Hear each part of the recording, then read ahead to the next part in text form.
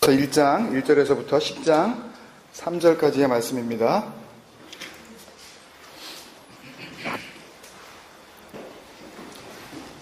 다 읽으셨기 때문에 에스더서 1장 1절에서부터 8절 그리고 마지막 10장 1절에서부터 3절 같이 교독합니다. 먼저 1장 1절에서부터 8절 말씀, 제가 1절 읽고 여러분들이 2절 읽으셔서 우리 8절 같이 읽습니다.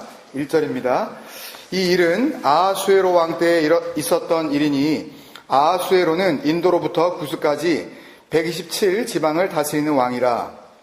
당시에 수상궁에서 즉위하고 왕위에 있은 지 제3년에 그의 모든 지방관과 신하들을 위하여 잔치를 베푸니 바사와 메대의 장수와 각 지방의 귀족과 지방관들이 다 왕 앞에 있는지라. 왕이 여러 날 곧 180일 동안에 그의 영화로운 나라의 부함과 위엄의 혁혁함을 나타내니라. 이날이 지남에 왕이 또 도성 수산에 있는 귀천간의 백성을 위하여 왕궁 후원 뜰에서 7일 동안 잔치를 베풀세 백색, 녹색, 청색 휘장을 가는 자색 배줄로 대리석 기둥 은고리에 메고 금과 은으로 만든 걸상을 화반석, 백석, 운모석, 흑석을 깐 땅에 진설하고 금잔으로 마시게 하니 잔의 모양이 각기 다르고 왕이 풍부하였으므로 어주가 한이 없으며 함께요. 마시는 것도 법도가 있어 사람으로 억지로 하지 않게 하니 이는 왕이 모든 국내 관리에게 명령하여 각 사람이 마음대로 하게 함이더라. 아멘. 10장 1절에서 3절 이 말씀 우리 같이 한 목소리로 읽겠습니다. 읽습니다. 아하수에로 왕이 그의 본토와 바다 섬들로 하여금 조공을 바치게 하였더라. 왕의 능력 있는 모든 행적과 모르드게를 높여 존귀하게 한 사적이 메대와 바사 왕들의 일기에 기록되지 아니하였느냐. 유다인 모르드게가 아하수에로 왕의 다음이 되고 유다인 중에 크게 존경받고 그의 허다한 형제에게 사랑을 받고 그의 백성의 이익을 도모하며 그의 모든 종족을 안위하였더라. 아멘. 주의 말씀은 내 인생의 빛입니다. 우리 같이 믿음을 가지고 고백하겠습니다. 시작. 주의 말씀은 내 인생의 빛입니다. 주의 말씀은 내 삶을 변화시킵니다. 주께서 말씀하신 대로 나는 하나님의 사랑받는 자녀입니다. 나는 축복의 통로입니다. 오늘도 주의 말씀에 마음의 문을 엽니다. 나에게 말씀하여 주옵소서. 듣고 깨닫고 말씀대로 살겠습니다.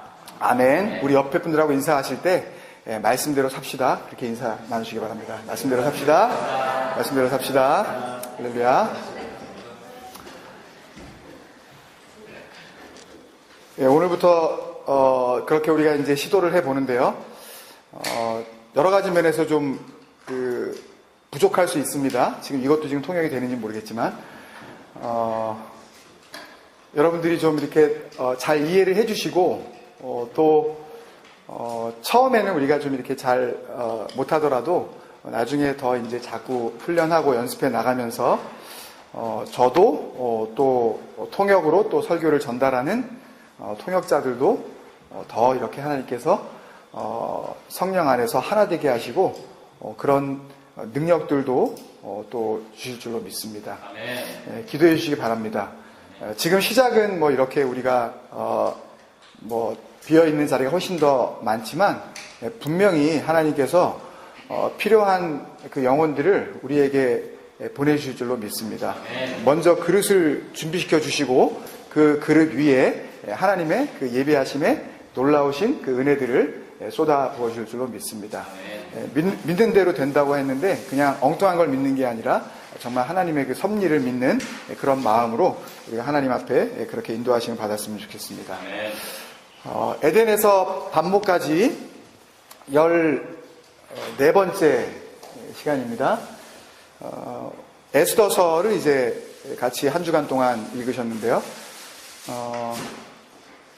성경 전체로 봤을 때에는 구약 성경의 이제 17번째 책이고, 물론 그 중간에 책들이 사실상 한 권이었었던 것들을 이제 감안을 하면 그러면 이제 순서가 많이 줄어들지만 어쨌든 구약 성경에서 17번째 책을 우리가 이제 함께 그 은혜를 나누게 됩니다. 역사서가 이제 여호수아서부터 이렇게 쭉 시작이 되었는데 역사서의 마지막 책입니다. 주파수가 다른 자꾸 이렇게 잡음이 나는데 여러분들 그거 신경 쓰지 마시고 그냥 같이 우리 예배에 더 집중하셨으면 좋겠습니다. 이스라엘 역사서로서는 이제 마지막 기록되어진 책이 바로 이 에스더서인데요. 짧아요. 그죠? 10장밖에 안 되는 데다가 그 10장에 기록된 절수를 다 합쳐봐야 우리가 작년에 묵상했었던 시편 119편 한 장의 그 절수만도 못해요. 167절밖에 안 돼요. 가볍죠? 뭐 책은 한 권이고 막 10장씩 되지만 절수를 보면 정말 한숨에 읽어버릴 수 있는, 그죠? 뭐 외우신 분도 있으니까.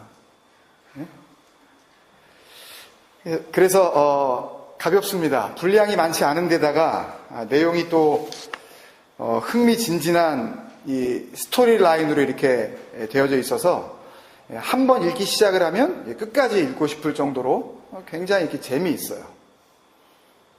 동감을 안 하시는 것 같은데. 그래서 성경을 읽을 때 내용도 길지 않고 또 거기다가 그 역대기나 열왕기서에서 나왔었던 그런 막 발음하기도 힘든 이름도 별로 없고, 그래서 재미있게까지 하면 어떤 유익이 있냐 하면 이해하기가 쉽고, 그죠?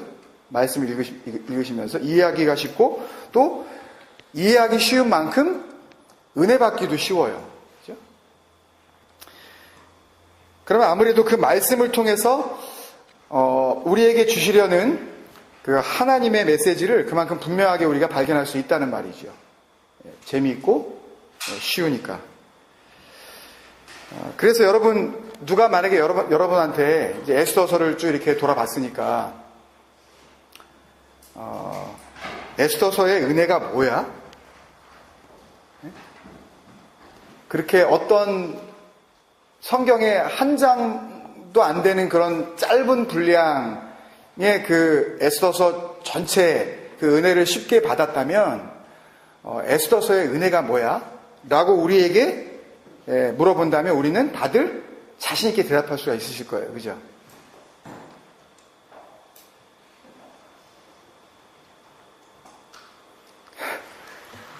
설교자는 진땀이 납니다. 이렇게 반응이 없으면.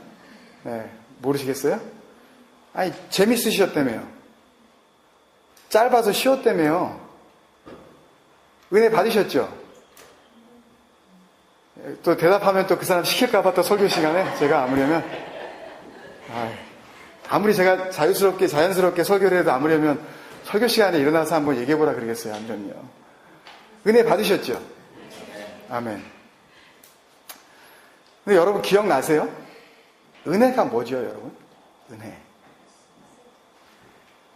그 약속을 이루어 가시는 하나님의 그 능력. 약속을 밥 먹듯이 배반하는 이스라엘을 도우시는, 배반을 밥 먹듯이 하는 거예요. 이스라엘을 도우시는 하나님의 특별하신 그 손길. 그래서 그냥 은혜가 아니라 말로 다 설명할 수 없는 은혜. 그 특별한 은혜로 표현된 그 단어가 뭐였죠? 헤세드. 특히 어디에서 우리가 집중해서 한번 우리가 묵상했었습니까? 거기요. 룻기에서 특히 하나님의 작은 곳을 향하신 그 깊은 은혜를 우리가 발견할 수 있었단 말이에요. 헤세드. The grace of God that goes beyond common sense. 상식을 뛰어넘는 하나님의 은혜. 그죠? 그 은혜는 사람의 것이 아니라 누구의 것이었어요? 하나님의 것이었단 말이에요. 그 은혜의 주인은 하나님이시란 말이에요. 그분만이 줄 수 있는 은혜. 그게 뭐라고요? 그게 헤세드라고요. 하나님의 것. 하나님께서 직접 그 은혜를 나타내어 주시는 경우도 있지만 누구를 통하지 않고 직접 하나님께서 은혜를 막 능력으로 나타내 주시는 경우도 있지만 많은 경우에 원래 하나님의 것인데 아니 하나님만이 보여주실 수 있는 건데 근데 그 헤세드의 은혜를 많은 경우에 사람을 들어서 이렇게 흘려 보내주셔요. 그를 통해서 나타내어 보내주신다고요. 가까운 예를 들면 지난주에 나눈 에스라서와 느헤미야서가 존재할 수 있었던 이유, 에스라서와 느헤미야서가 존재할 수 있었던 이유 뭐예요? 이스라엘 백성들이 돌아왔어야만 해요. 그죠? 에스라서와 느헤미야서는 포로되었다가 돌아온 백성들이 어떻게 눈에 보이는 성전을 지어가는지에 대한 기록 아니었어요?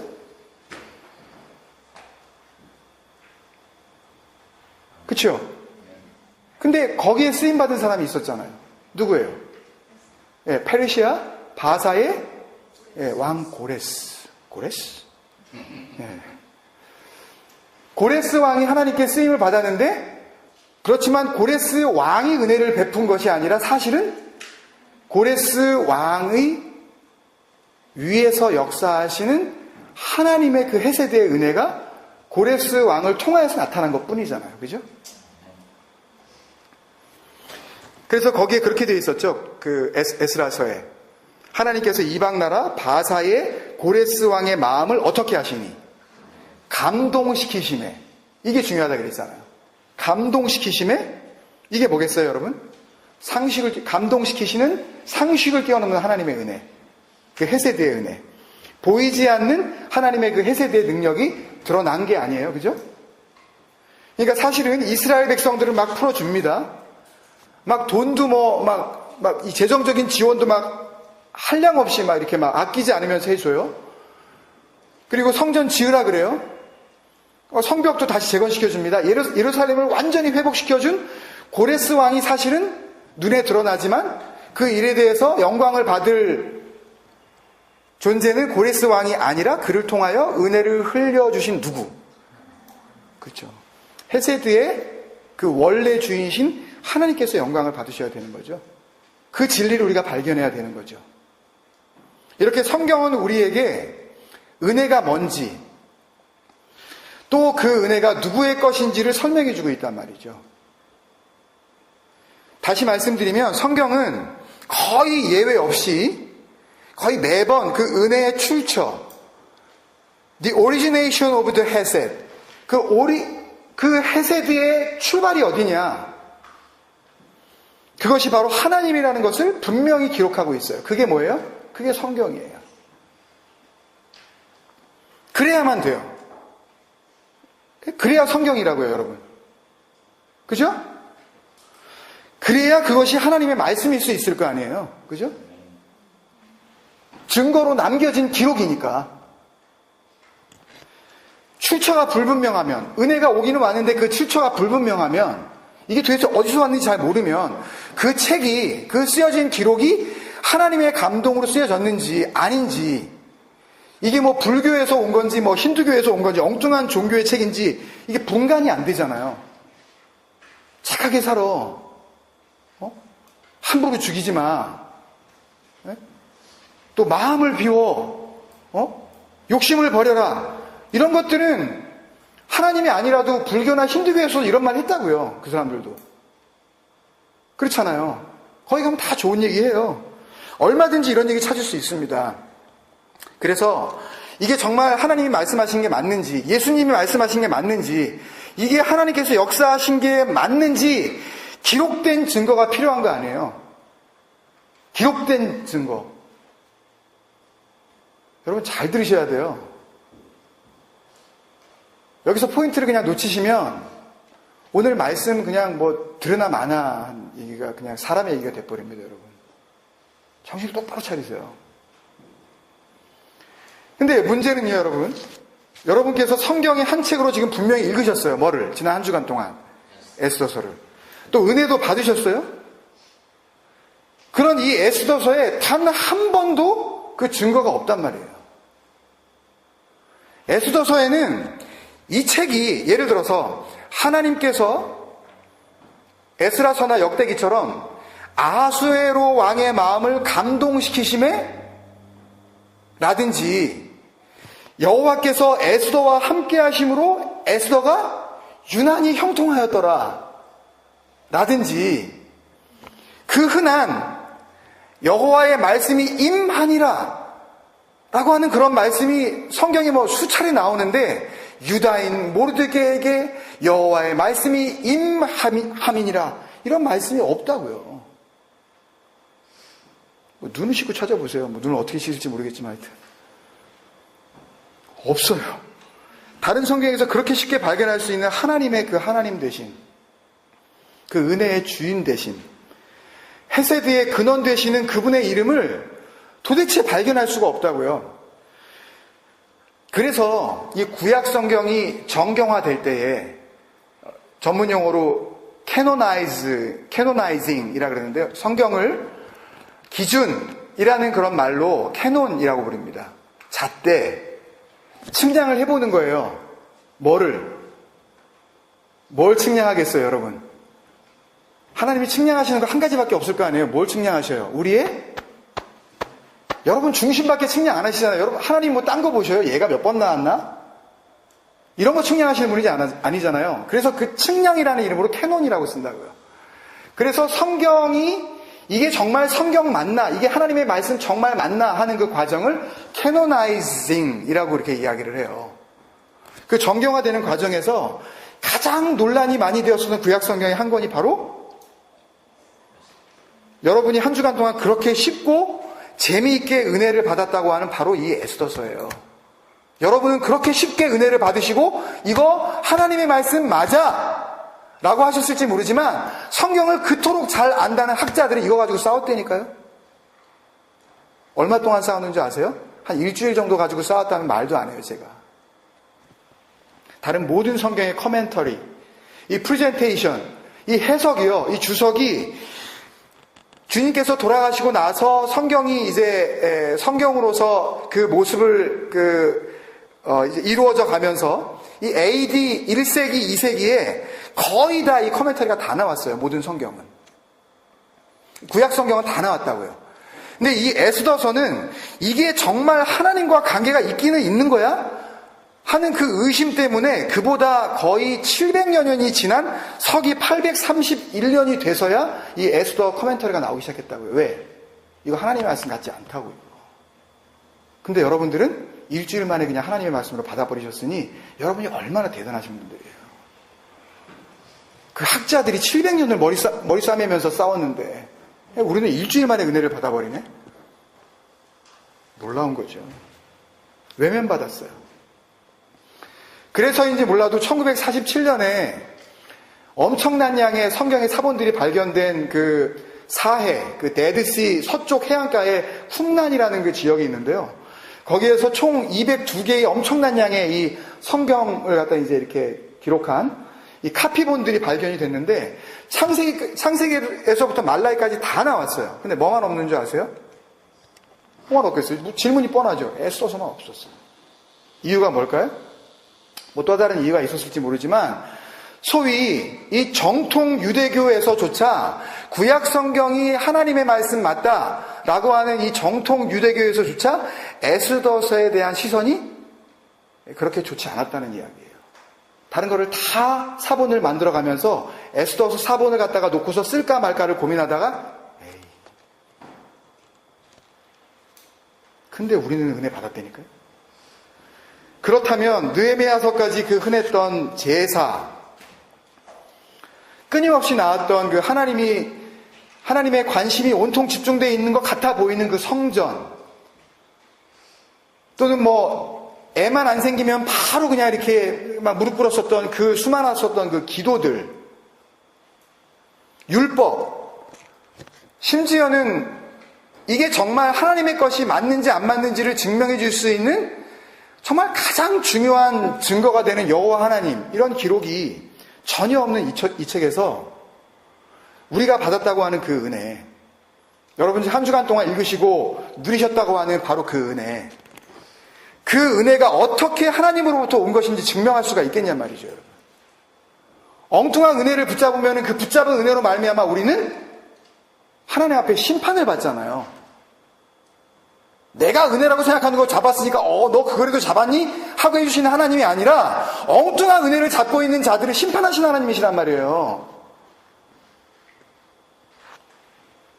아, 됐고 하여튼 나 은혜 받았으니까 나 은혜 받은 거 맞아 라고 하기에는 우리가 품어야 할 진리와 생명은 그렇게 가벼운 게 아니잖아요, 여러분. 여러분 생명이 이렇게 가벼운 거예요? 예? 그렇지 않잖아요. 내 생명이 그렇게 값이 없는 겁니까? 되든 말든. 그게 하나님의 것이든 아니든 상관없어. 그냥 이대로 살다 갈래 라고 할 만큼 그렇게 값어치가 없는 거냐고요, 여러분 생명이요. 아니잖아요. 그래서 사실 이것을 증명할 수 있는 근거는 에스더서 곳곳에 엄청나게 숨겨져 있습니다. 마치 땅에 감추인 보화처럼 엄청난 양의 하나님의 감추이신 보배가 그 안에 담겨져 있다고요. 근데 그걸 다 밝힐 수는 없고 오늘은 그 중에 가장 핵심적인 두 가지만 살펴보고 말씀을 정리하도록 하겠습니다. 첫 번째 증거는 에스더서 2장 9절 그리고 2장 17절, 5장 2절에서 발견할 수가 있는데요. 먼저 2장 9절을 보면 에스더는 왕의 이 조서와 명령에 의해서 왕궁으로 이제 여러 이 아가씨들 중에 이제 선택되어져서 이제 뽑혀갑니다. 그리고 궁녀를 주관하는 이 왕의 내시, 이 킹스 유넉, 이 왕의 내시인 헤게에게 은혜를 얻네요. 내시가 은혜를 베풀어요. 이방인의 궁전에 있는 내시가. 2장 9절입니다. 헤게가 이 처녀, 누구겠어요? 에스더를 좋게 보고 눈이 열린 거예요. 뽑힌 수많은 그 처녀들 가운데 유독 한 처녀를 좋게 볼 수 있는 토부, 보기에 좋았다 라는 이런 마음을 갖게 하는 역사가 지금 일어나고 있는 거예요. 이 내시에게 좋게 보고 뭐를 베풀어요? 은혜를 베풀어요. 몸을 정결하게 할 물품과 일용품을 고추며 또 왕궁에서 을에 주는 7 궁녀를 주고 에스더와 그 궁녀들을 후궁 아름다운 처소로 옮기더라. 이때 에스더가 헤게를 통해서 은혜를 얻었다고 할 때 이 은혜가 무슨 은혜였겠습니까, 여러분? 우리가 계속 집중하고 있는 헤세드, 상식을 뛰어넘는 은혜. 사람으로서는 이해할 수 없는 그 은혜. 또 2장 17절과 5장 2절에 보면 에스더가 아하수에로 왕의 특별한 사랑을 받는 장면이 나오는데요. 2장 17절. 왕이 모든 여자보다 더 사랑함으로 누구를? 에스더를. 그가 모든 처녀보다 왕 앞에 뭘 받아요? 더 은총을 얻은지라.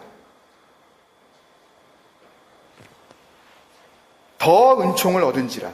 왕이 그의 머리에 관을 씌우고 와스디를 대신하여 왕후로 이제 퀸이 됐어요. 삼은 후에. 또 5장 2절에 보면 에스더가 왕 앞에 똑같은 말, 더 은총을 얻은지라. 그냥 은총이 아니라 그 앞에 뭐가 붙어요? 더 은총. 그때의 표현도 역시 뭐겠어요, 여러분? 자신 있게 대답하세요, 여러분. 헤세드예요. 그때도 또 헤세드예요. 여기에는 가뜩이나 이중 강조용법이 쓰여졌는데요. 이중 강조용법. 원문에 보면 헤세드 하네라고 이렇게 돼 있어요. 헤세드에다가 뭐가 하나 더 붙어 있어요. 헤세드 하네라고 돼 있는데 이 하네도 헤세드와 어원이 사실상 같아요. 그러니까 헤세드 헤네는 헤세드 헤네, 은혜 명사 두 개를 갖다 연달아 쓴 거예요. 좋고 또 좋고 이런 의미예요. 은혜 위에 뭐겠어요? 은혜. 한량없는 은혜. 감당하지 못할 그 은혜. 말로는 다 설명할 수 없는 엄청난 은혜. 지금 에스더 위에 이런 은혜가 내려집니다, 여러분. 그 모든 혜택이 헤세드, 누구로부터 나오고 있다는 이야기예요? 누구로부터? 헤세드의 주인이신 바로 그분으로부터. 누구도 그런 해세들을 줄 수가 없어요. 그 주인은 한 분이시라고요. 아멘? 그 은혜의 통로는 얼마든지 변할 수 있어요. The passage of the hesed can be changed all the time. 언제든지 바뀔 수 있어요, 통로는. 근데 통로는 통로일 뿐이에요. 통로는 지나고 나면 아무런 의미가 없는 거라고요. 단지 쓰임 받았을 뿐. 내시를 들어서 쓰실 수도 있는 거고, 이방인을 들어서 쓸 수도 있는 거고, 왕을 들어서 마음대로 하나님께서 사용할 수도 있는 거예요. 그렇지만 믿음의 눈을 열면 그들 위에 역사하시는 누가 보여야 돼요? 하나님이 보이는 겁니다. 할렐루야. 창세기 39장 4절과 창세기 39장 21절에 보면 이런 기록이 있습니다. 창세기 39장 4절을 제가 대신 읽어드릴게요. 요셉이 그의 주인에게 은혜를 입어 섬김에 그가 요셉을 가정 총무로 삼고 자기의 소유를 다 그의 손에 위탁하니 요셉이 누구의 은혜를 받아요? 그의 주인의 은혜를 받아요. 여러분들이 잘 아시다시피 창세기 39장의 이야기는 요셉이 자기 형들에 의해서 노예 상인들에게 끌려가서 지금 어디로? 애굽으로 들어간 상태에서 누군가의 집에 노예로 살면서 지금 기록되어진 일들이죠. 그죠? 그리고 21절에 또 이렇게 기록하고 있습니다. 여호와께서 요셉과 함께 하시고 그에게 인자를 더하사 간수장에게, 요셉이 이번에는 노예였다가 또 아무런 죄도 없는 상태에서 이제는 죄수가 돼버리죠. 간수장에게 뭐를 받게 하시매? 은혜를 받게 하시매 라고 기록하고 있는데, 이때 창세기 39장 4절에 주인 누구예요? 보디발에게 입은 은혜. 그리고 39장 21절에 감옥 안에 있으면서 그 감옥 안에 있는 간수장을 통하여 요셉에게 더하신 인자. 이게 다 뭐겠어요, 여러분? 헤세드예요. 다른 단어를 쓰지 않으셨어요. 다른 여러 단어들이 있거든요. 자비를 나타내는 다른 단어를 쓰지 않으세요. 혹 그게 보디발이 되었던, 아니면 그게 감옥을 지키는 간수장이 되었던, 그게 유대 사람이 되었던, 애굽 사람이 되었던, 그 사람이 페르시아 사람이 되었던, 그 사람이 환관이 되었던, 아무 상관이 없다고요. 가리지 않고 사용하시는 하나님. 간수장이 요셉에게 베푼 은혜, 이 모든 것들이 다 헤세드와 한해입니다, 여러분. 한 군데만 더 보면요, 바벨론 포로로 잡혀가서 살았던 다니엘의 이야기인데요, 여러분들이 잘 아시는 다니엘 1장 9절에 보면 이렇게 기록을 하고 있습니다. 하나님이 다니엘로 하여금 환관장, 이번에도 또 내시가 나오네요. 내시들이 쓰임 많이 받네요.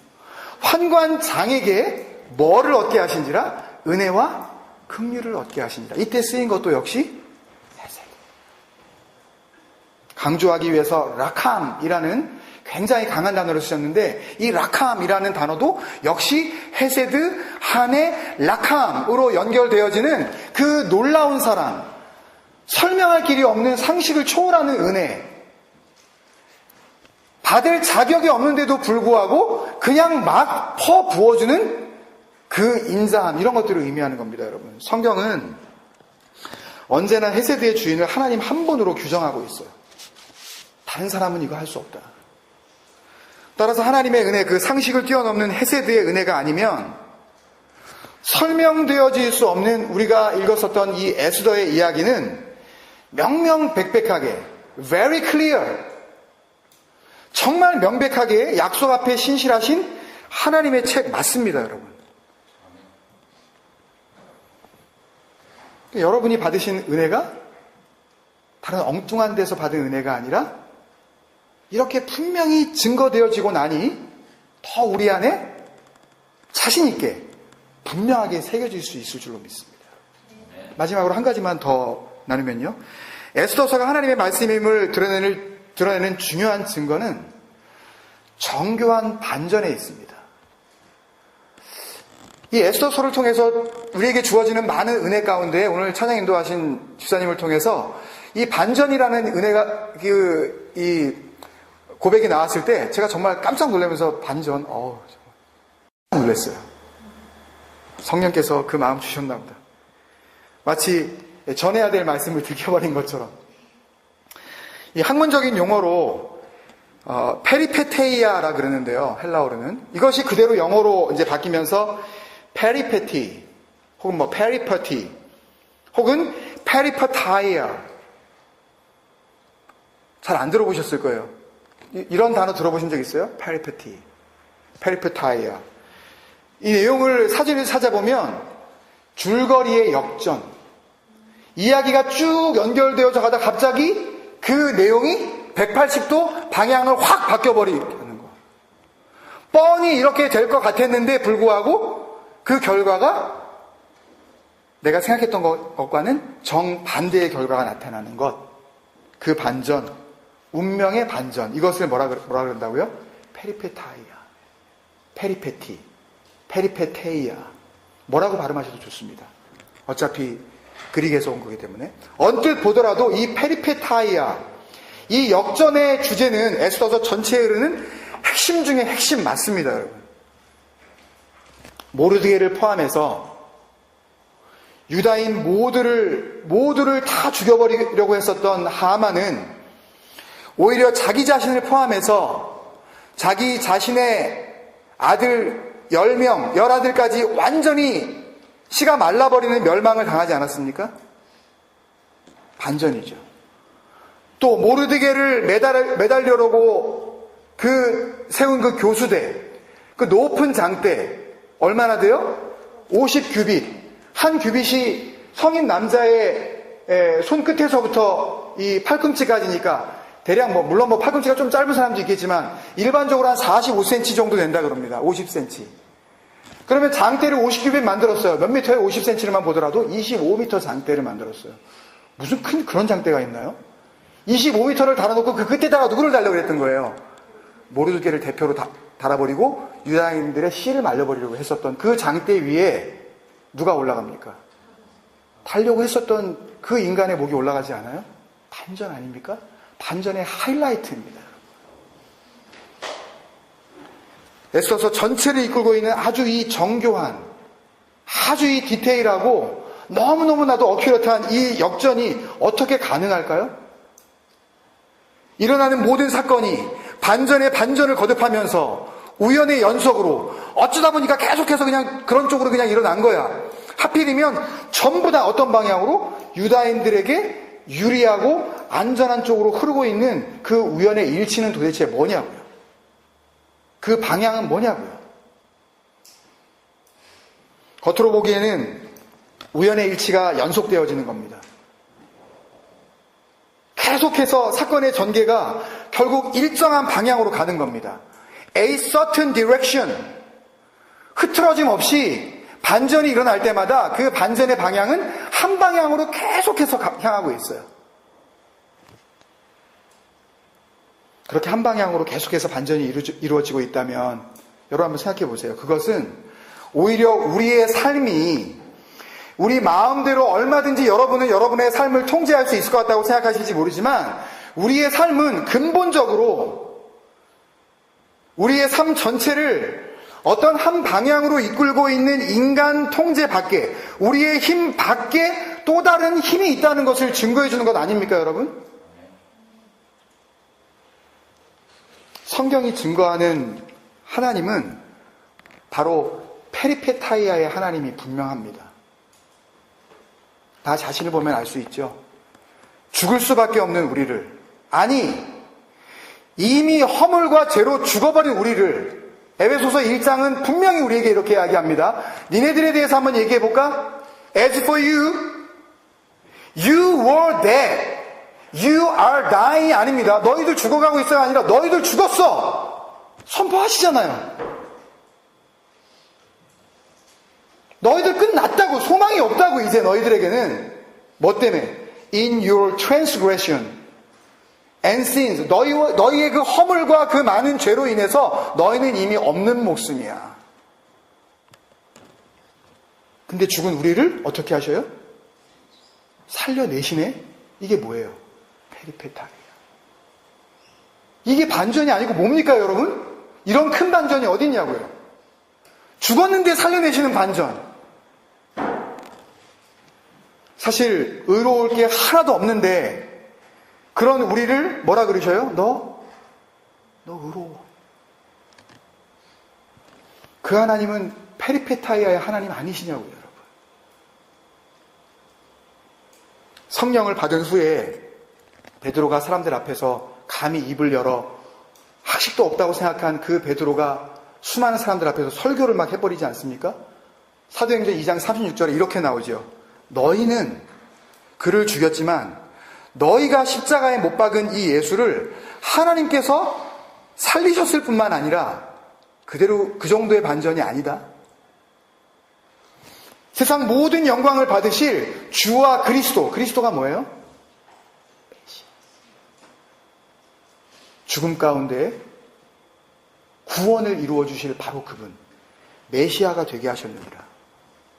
십자가의 사형수를 십자가에서 그렇게 처참하게 그냥 끝났는데 그 죽음을 이기시고 온 세상의 메시아 되게 하시는 하나님의 페리페타이아. 성경 전체가 바로 그 예수님에 대한 증거가 분명히 맞다면 요한복음 5장 39절 말씀, 너희가 성경에서 영생을 얻는 줄 알고 성경을 묵상하거니와. 이것은, 이 모든 성경은 누구에 대하여? 나에게 대하여 증거하는 것이다 라고 하신 말씀을 정말 여러분들이 믿는다면, 그렇다면 그 구원의 대역사를 위해서 오늘도 저와 여러분 안에서 성실하게 신실하게 일하시는 하나님은 페리페티아의 하나님 맞는 거 아닙니까, 여러분? 그런데 여러분, 이 놀라운 에스더서의 이 운명의 역전 구조는 처음부터 끝까지 잔치를 중심으로 시작되고 잔치를 중심으로 완성이 되고 있습니다. 1장, 2장은 왕의 잔치, 여왕의 잔치, 왕후의 잔치예요. 3장은 하만과 왕의 잔치입니다. 5장, 7장은 에스더의 잔치예요. 잔치가 점점점 반전을 이루고 있는데 8장에 가서는 모르드게가 잔치를 열고 9장에 가서는 유대인의 잔치로 에스더서가 마무리가 되어집니다. 구약 성경 전체에 흐르고 있는 이 잔치, 아니 성경 전체에 흐르고 있는 이 잔치, 이 미시테라고 하는 이 단어가 구약 성경에만 43번 나오는데요. 성경의 한 장보다도 작은 이 한 책 안에 자그마치 이 미시테, 마시자, 먹자, 누리자, 인조이하자, 기뻐하라 라고 하는 이 미시테라는 단어가 몇 번 나오는 줄 아세요? 20번 나옵니다. 43번 구약성경을 통해서, 전체 39권의 구약성경을 통해서 겨우 43번 나오는 그 미시테라는 단어가 이 작은 책 안에 20번이나 집중되고 있다면 이 책은 무슨 책이에요? 잔치의 책인 줄로 믿습니다.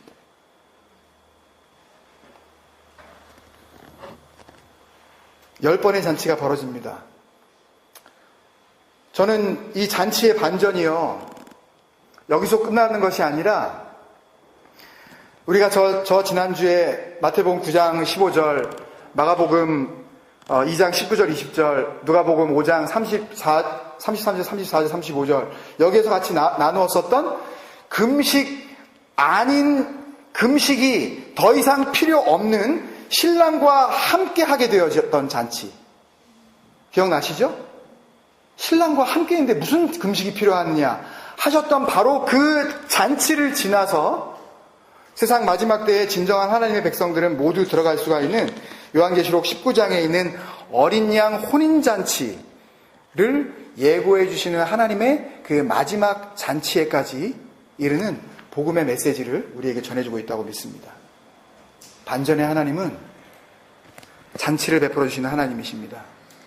그런데 이 잔치는 아무나 들어가는 것이 아니라 헤세드로 깨달은 자들만이 들어갈 수 있는 헤세드의 잔치입니다.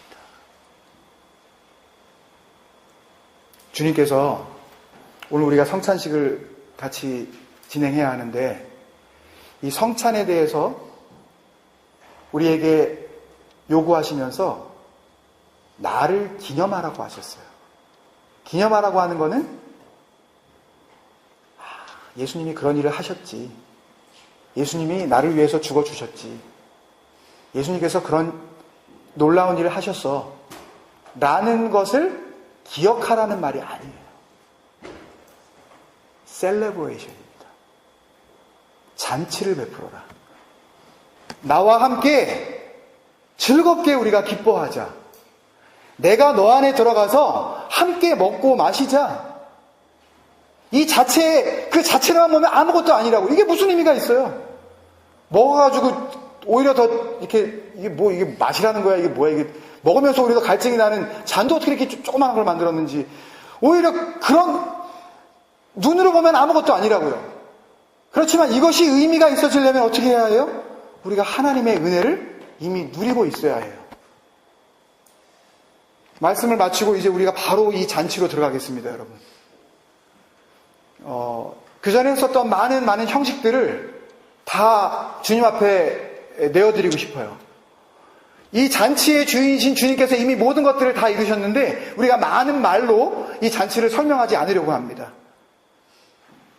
우리와 함께 하셔서 내 안에 들어오셔서 그 진리의 영으로 거하시는 예수 그리스도와 함께 임마누엘의 삶을 살고 있다면 얼마든지 이 잔치는 진정한 헤세드의 잔치로 우리에게 베풀어 주시는 하나님의 잔치일 줄로 믿습니다. 네.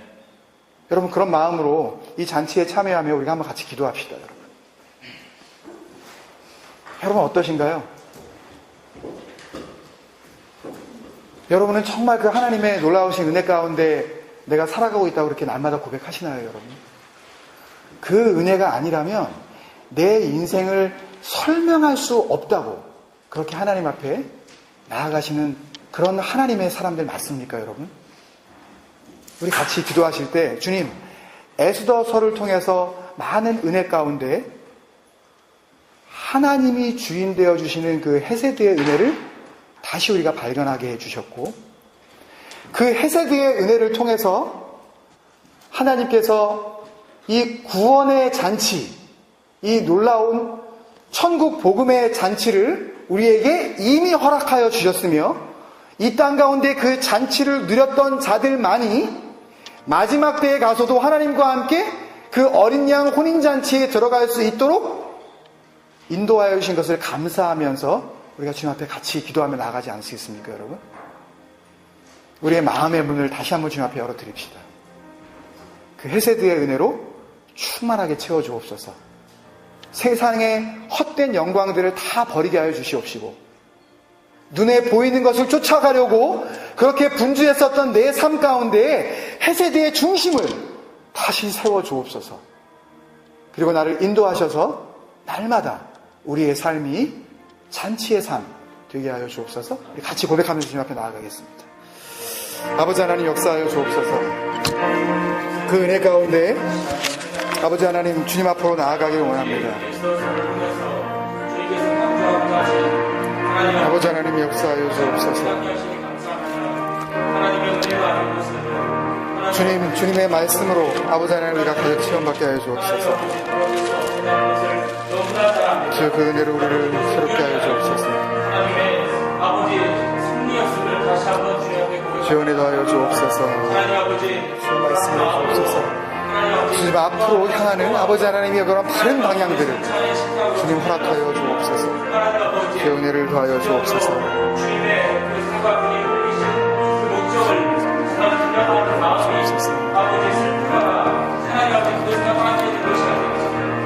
주의 은혜를 더하여 주옵소서. 주님 은혜를 더하여 주옵소서. 주님 알게 하여 주옵소서. 주님 소망하게 하여 주옵소서. 주님 그것만을 바라보게 하여 주옵소서.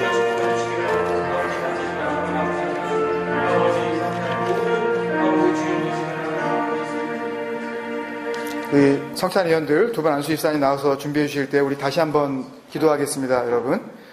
주님께서는 제자들과의 마지막 만찬을 통해서 떡과 잔을 나누어 주시면서 받아 먹고 마시라고 했습니다. 그것은 내 살이고 내 피라고 말씀하셨는데요. 오늘 이 시간 우리가 그 순간을 우리가 다시 생각하면서 이 떡과 잔을 나눈다면 그것은 예수 그리스도의 살과 피를 내 안에 영접하는 것이 될 것입니다. 이미 우리는 다 그렇게 주님을 받아들였습니다. 그런데 왜 이것이 또 필요할까요? 왜 자주자주 이것을 해야 할까요? 우리는 이 일을 행함으로써 주님께 영광을 돌리고 기뻐하는 것입니다. 내 안에 계신 주님을 다시 한번 reconfirm 하면서 그렇게 죽어버린 나를 살리신 그 생명 되신 예수 그리스도 앞에 뛰노는 것 아니겠습니까? 너무 고난을 생각하지 마세요. 찢기시고 흘리시고 했었던 너무 처참한 광경만을 여러분 생각하지 마시라고요. 그것에 묶여 있으면 우리는 율법적인 성찬을 나눌 수가 있습니다. 그러나 우리를 살리시고 또 영원히 함께 하실 그 약속의 증거로 주신 이 성찬을 기억하면 우리는 고난받으신 예수 그리스도에 더 이상 머무는 것이 아니라 우리 안에 들어와 함께 먹고 마신 그 좋으신 예수님을 기억할 수가 있을 것입니다. 우리 한 번 더 기도하실 때 주님, 내 안에 들어와 계신 것 내가 믿습니다. 이제는 내가 사는 것이 아니요 내 안에 그리스도가 살아 계심을 삶으로 생각으로 증거하게 하여 주옵소서. 우리 같이 기도하겠습니다. 한 번만 더 기도하겠습니다. 아버지 하나님의 은혜를 더하여 주옵소서. 소망하며 나아가게 하여 주옵소서. 하나님 앞에 진정한 아버지 주님의 아버지 하나님 아버지의 진정한 아버지의 기쁜 마음으로 즐거운 마음으로 아버지 나아갈 수 있도록 아버지의 주의 축복해 주시기를 간절히 바랍니다. 아버지 다시 한번 주님의 자녀됨을 기뻐하며 아버지 죽을 수밖에 없었던 자들이 아버지 다시 이렇게 살아날 수 있었던 하나님 아버지 그것을 기억하며 아버지 기쁨으로 즐거움 앞에 아버지의 주의 즐거움으로 나아갈 수 있는 그런 자들이 될 수 있도록 주의 축복해 주시옵소서. 아멘. 성찬위원들이 먼저 떡을 나누고 여러분들은 그냥 자리에 앉아 계시고 성찬위원께서 여러분에게 가셔서 그래서 떡을 나누도록 하겠습니다.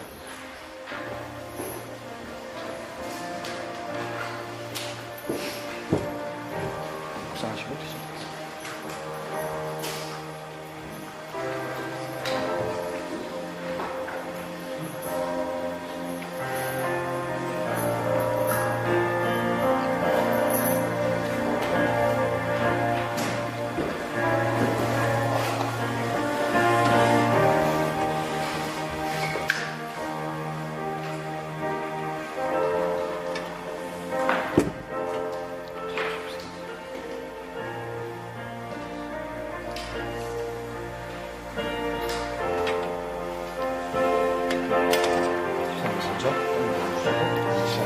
같이 따라가시면서 여기 얼음 보고 여기 해주세요.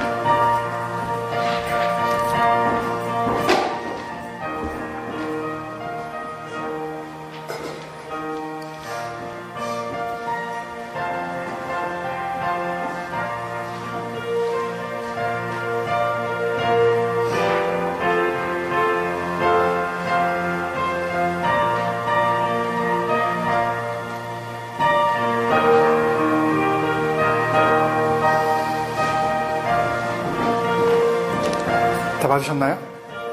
네. 기도하겠습니다. 사랑하는 아버지, 은혜를 감사합니다.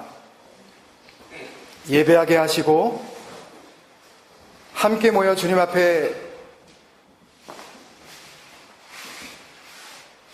집중할 때에 우리 안에 말씀의 계시로 역사하시는 하나님을 체험하게 하시니 감사합니다. 이제는 내 밖에 계셔서 나의 모든 상황을 그렇게 제 3자로서 조종하시는 하나님이 아니라 내 심령 가운데 좌정하시며 나와 함께 살아가시는 그 하나님으로 우리가 모시며 살 수 있게 하여 주옵소서. 에스더서를 통해서 우리에게 주신 그 약속의 말씀을 더욱 우리 마음에 새기게 하여 주시옵시고, 더 이상 보이는 것에서 은혜를 구하지 말게 하시며 보이지 아니하시는 그 하나님의 놀라우신 헤세드의 은혜로 말미암아 얼마든지 믿음으로 살아갈 수 있음을 세상과 하나님 앞에 증거하게 하여 주옵소서. 지난 한 주간도 하나님께서 은혜 주셔서 모든 상황 속에서 기뻐하게 하시며 기도하게 하셨고 감사하게 하여 주심을 찬양 올려드립니다. 그 마음을 담아 물질이 있는 곳에 너희 마음도 있다고 하신 그 말씀대로 우리의 모든 물질들의 소유가 하나님으로부터임을 고백하는 귀한 예물로 주님 앞에 올려드립니다. 아버지께서 받으시고 흠양하실 만한 정결한 예물 되게 하여 주시옵소서. 지금은 우리의 선한 목자 되신 예수 그리스도의 놀라우신 사랑과 아버지 하나님의 극진하신 은혜와 성령님의 감동 감화 내주 교통 충만케 하시는 능력이 헤세드의 은혜를 마음에 새기고 내 모든 삶의 영역 속에서 하나님의 뜻으로 반전케 하시는 그 능력 가운데 소망으로 살아가기를 마음 가운데 다짐하고 돌아가는 주의 백성들의 머리 위에와 그들의 자녀와 손을 하는 모든 일과 삶의 모든 지경에 이제로부터 영원까지 함께 하시기를 간절히 축원드리옵나이다. 아멘. 감사합니다. 주 역사해 주시옵소서.